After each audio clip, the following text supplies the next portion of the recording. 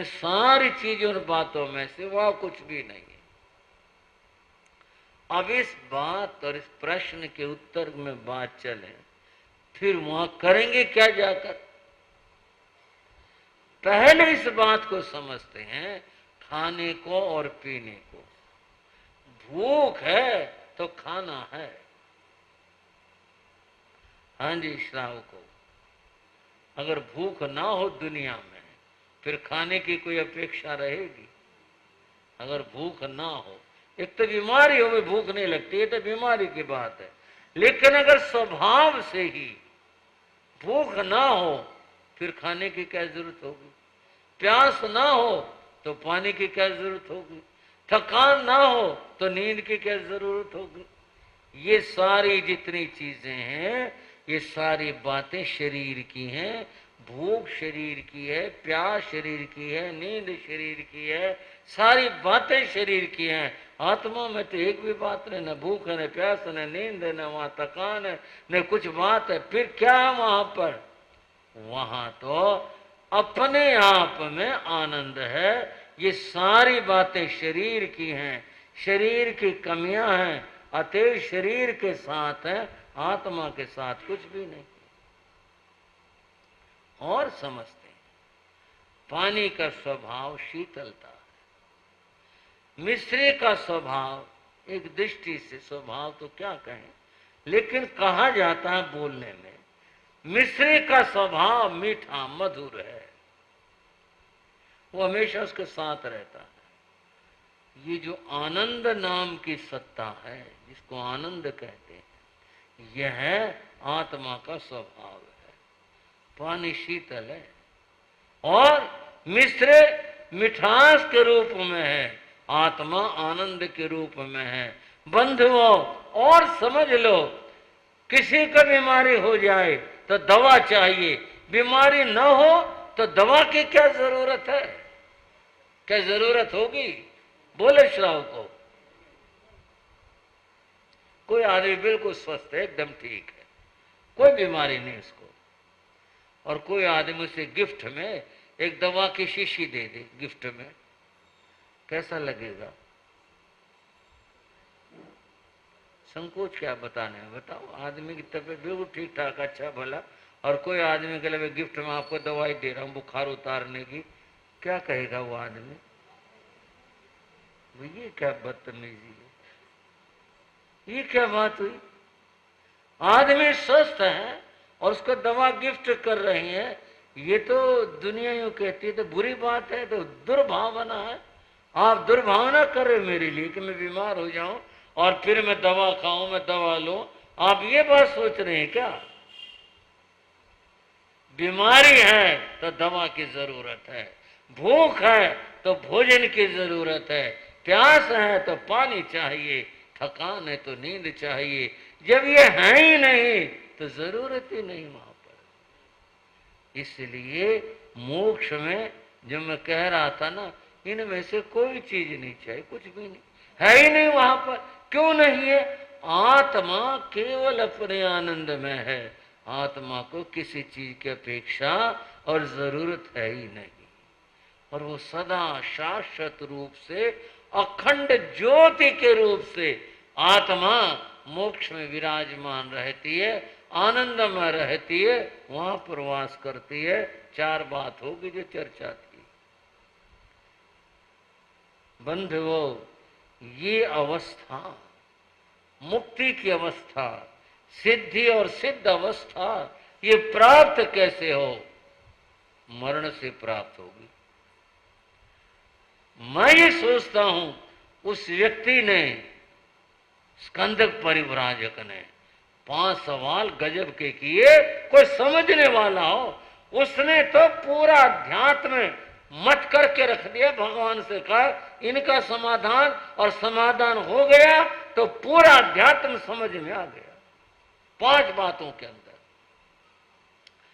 अब ये जो 5वीं बात और ला दी सामने कि ये प्राप्त कैसे हो? मरण से प्राप्त होगा, ये बात समझ नहीं आई। और बात कोई बताते और कोई बात कहते तब तो बात समझ में आती, ये मरण के बाद कैसे आ गई। भगवान महावीर ने कहा दुविहे मरणे पणते, यह मरण दो प्रकार का है, ऐसा मैं कहता हूं। भगवान महावीर ने कहा दो प्रकार का कैसे है। एक मरण है अज्ञान मरण, एक मरण है पंडित मरण। अब ये ज्ञान अज्ञान पंडित इसमें भी आ गए, मरने में भी आ गए। यहां तो सबसे ज्यादा जरूरी है, इस बात को समझना और जानना सबसे ज्यादा आवश्यक है। कैसे आवश्यक है? अज्ञान मरण का अर्थ है अज्ञान अवस्था में मृत्यु को प्राप्त होना। तो मरते सारे ऐसे ही हैं, इतना ही नहीं और भी है। अज्ञान अवस्था का मतलब है मोह में, माया में, पापों में, संसार में, इनमें फंसे हुए, इनमें रहते हुए मृत्यु को प्राप्त होना, उसका नाम अज्ञान मरण है। और इनसे रहित होकर के, अलग होकर के, मोह माया से छूट करके, बंधन से मुक्त होकर के फिर मृत्यु को प्राप्त होना, उसका नाम पंडित मरण है। पंडित मरण वाला व्यक्ति ही उस परम को अवस्था को प्राप्त करता है। अज्ञानी तो फिर यहीं यहीं संसार में भटकता रहता है। एक आदमी मृत्यु शैया पर पड़ा था, आखिरी समय था, और जैसे हालात होते हैं वही उसके साथ भी हो रहे थे। कभी होश आ जाता, आंखें खोल लेता, कभी फिर मूर्छा सी में चला जाता, ऐसी हालत थी। परिवार बड़ा चिंतित था, भी देखो क्या होगा। सारे वहीं थे। उस आदमी को थोड़ा सा होश आया, आंखें खोली, आंखें खोल करके वो थोड़ा बोला, और उसने अपने बड़े लड़के का नाम लिया। वो कहाँ है? लड़का वहीं था। वह एकदम से सामने आया, पास आया, बोले हाँ पिताजी बोलो, मैं आपके पास हूं, क्या कह रहे हो? व्यक्ति चुप हो गया, बोला। थोड़ी देर के बाद में फिर वो बोला। उसने बीच वाले मंझले लड़के का नाम लिया, नाम लेके धीरे से बोला वो कहाँ है? वो भी वहीं था। वो भी एकदम आ गया है, भाई पिताजी याद कर रहे हैं, आखिरी समय है। आखिरी समय में आदमी याद करता ही है। लोग भी ये करते हैं, मुझसे मिलवा दो, उससे मिलवा दो, मिलवा दो, किससे मन कर रहा है मिलवा दो। वो फट आ गया आया, बोले हाँ पिताजी मैं आई हूं आपके पास, बोलो क्या बात है, क्या कहना है? पिता चुप हो गया। थोड़ी देर फिर पड़ा रहा, फिर बोला। वो छोटे वाला लड़का कहाँ है? वो भी वहीं था। वो आ गया। हाँ पिताजी बोलो क्या बात है, मैं आपके पास हूं, हुक्म करो, बात बताओ। पता लाला क्या बोला? बोला मूर्ख हो, सारे यहां पर हो, दुकान पर कौन गया है? सारे यहां मरने लग रहे हो और दुकान पर कौन गया है?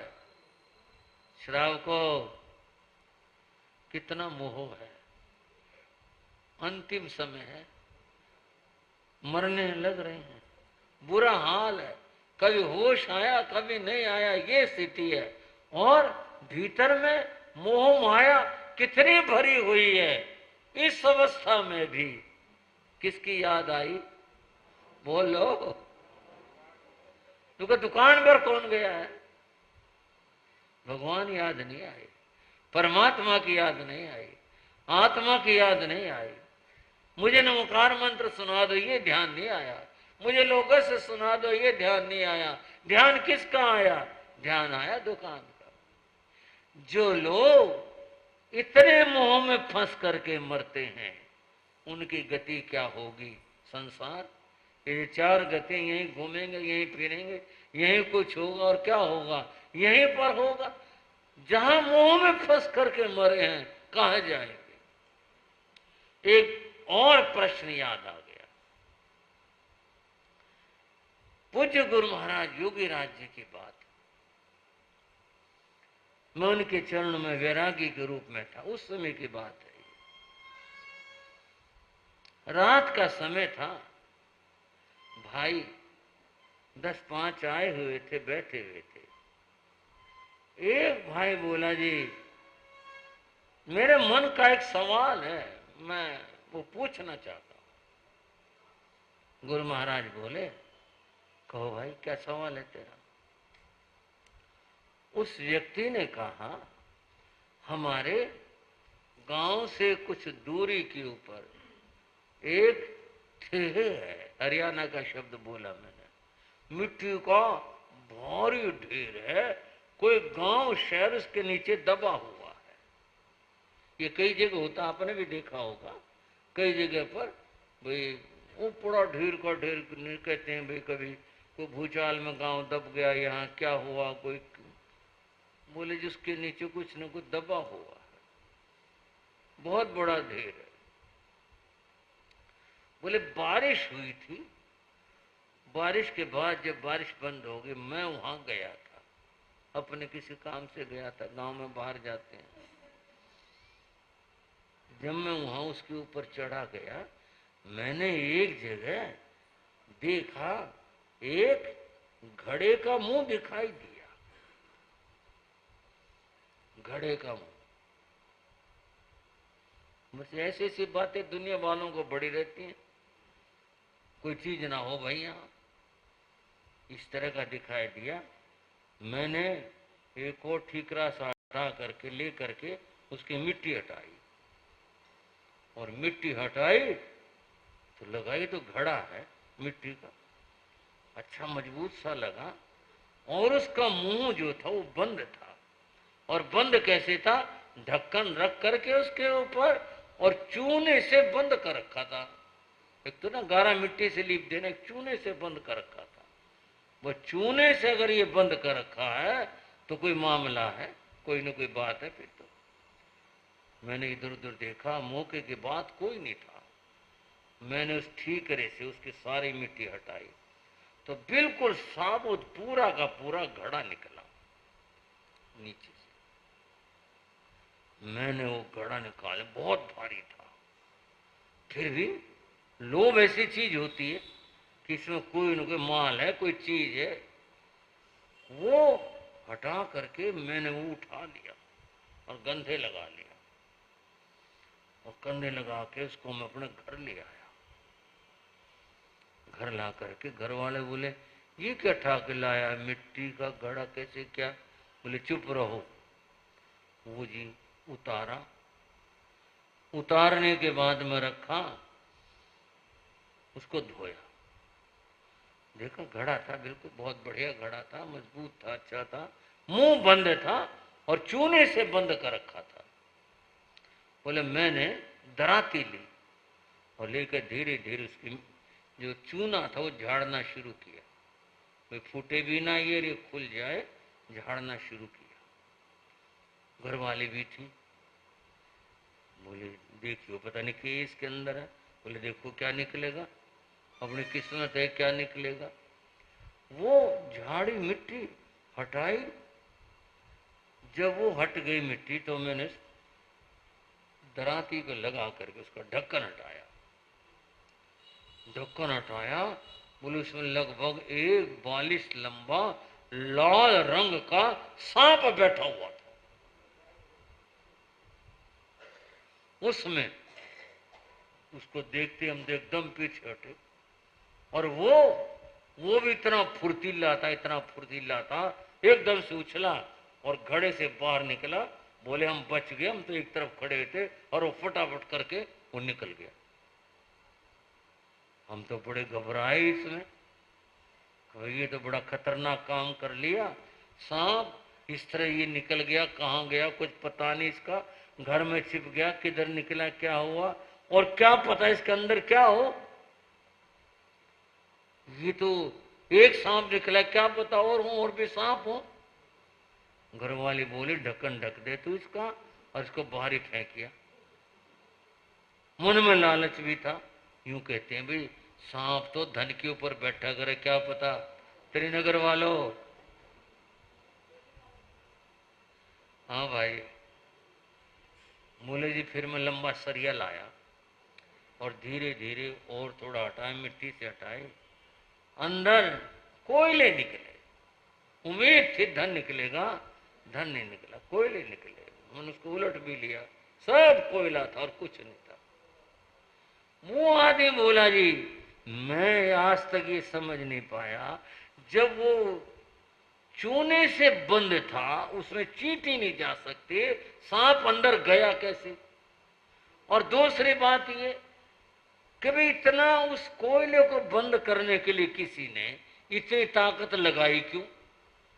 कोयला अगर उसमें था, रखा था, तो इतनी ताकत लगा करके वो बंद किया, इतना किया क्यों ये। गुरु महाराज हंस पड़े, बोले तू बच गया यही बहुत है। बोले जी वो तो हम भी कह रहे हैं बच गए उस दिन तो, नहीं तो वो जिस तरह से उछला था, माथे में डंक मार देता, कुछ कर देता। वो तो जी ऐसा उछला था और उतना ऐसा भागा, पता ही नहीं पाया उसका। तो अब जो मैं चर्चा कर रहा था वो चर्चा करूंगा, जो मैं कुछ समझाने लग रहा था इन जीवों की बात। जहां जिस जीव का मोह होता है, सुन लो श्रावक और श्राविकाओं, और छोड़ दो इस मोह को। क्या बता रहे हैं यहाँ पर, जिसका जहां मोह होता है वो जीव उस मोह के कारण से आकर्षित होकर के अनेक बार, हर बार नहीं, अनेक बार ऐसी जगह जा पैदा होता है, वहीं जा पैदा होता है। गुरु महाराज बोले मैं निश्चय भाषा में नहीं, अनुमान की भाषा में कह रहा हूं, संभव है ये वही जीव जिसने इसके अंदर धन रोका हो, और ये यही मोह के कारण से वहीं पैदा हुआ। इसका नाम अज्ञान मरण है। उस मोह के अंदर मरे, वहीं पैदा हुए। और क्या कहूं, बात कड़वी हो जाएगी। मोह के कारण से मर करके कुत्ते सांप न जाने क्या बनते हैं और वहीं पैदा होते हैं।